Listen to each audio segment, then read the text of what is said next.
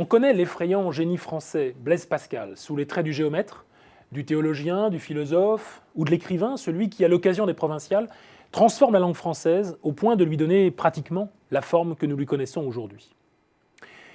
Nous aurions tort, cependant, de mettre de côté des thèmes décisifs de la pensée pascalienne, comme l'exercice du pouvoir et la dialectique force-justice. Dans un court texte intitulé « 3 discours sur la condition des grands », qui ne compte que quelques pages, Pascal soumet au futur duc de Chevreuse une série d'observations pour bien se conduire avec ses sujets. Mettons le projecteur ici sur sa manière d'éclairer aussi bien les dirigés que les dirigeants. Pour Pascal, les grands emplois toujours nous aveuglent sur nous-mêmes.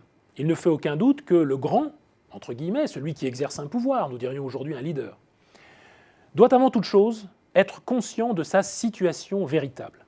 En ce sens, il doit avoir une double pensée. L'une qui considère sa condition naturelle, un individu, pourrait-on dire, comme n'importe quel autre, et l'autre, faite de nombreux hasards qui ont fait de lui, ou d'elle, une personne qui n'a pas d'autre choix que de se comporter comme le leader qu'il est aux yeux d'autrui.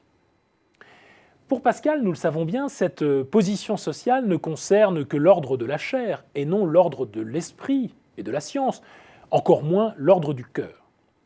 La preuve en est que, s'il perdait la capacité de satisfaire les désirs de ses subordonnés, le décideur perdrait immédiatement du même coup leur amitié. Ce n'est point votre force et votre puissance naturelle qui vous assujettit toutes ces personnes. L'auteur des 3 discours est catégorique sur ce point.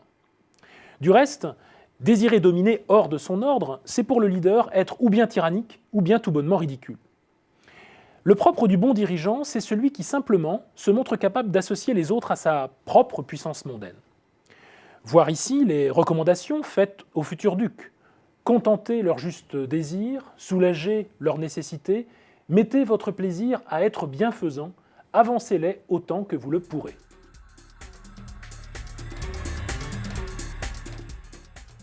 De cette distinction entre les grandeurs naturelles et grandeurs d'établissement, le mot est bien choisi, notre janséniste va tirer une règle d'autonomie de pensée. Pour Pascal, en effet, c'est le respect seul qui est dû aux puissants, mais pas l'estime, qui, quant à elle, est d'un tout autre ordre. Il n'est pas nécessaire parce que vous êtes duc que je vous estime, mais il est nécessaire que je vous salue, lit-on dans le 2e discours. Il n'est pas interdit d'estimer le chef, non, mais pour cela, il faut aussi qu'il soit honnête homme, sans quoi seul le respect lui est dû, mais pas plus. Certes, notre monde n'est plus celui du XVIIe siècle, le pouvoir ne se transmet plus ou presque plus par la naissance. En revanche, cette dialectique du leader et de ses suiveurs n'a pas complètement disparu, et l'avertissement de Pascal demeure bien valide. Puisqu'il convient toujours de distinguer la fonction de celui qui l'habite, c'est pour des raisons proprement morales qu'il nous appartient de jouer notre fonction sociale comme un rôle.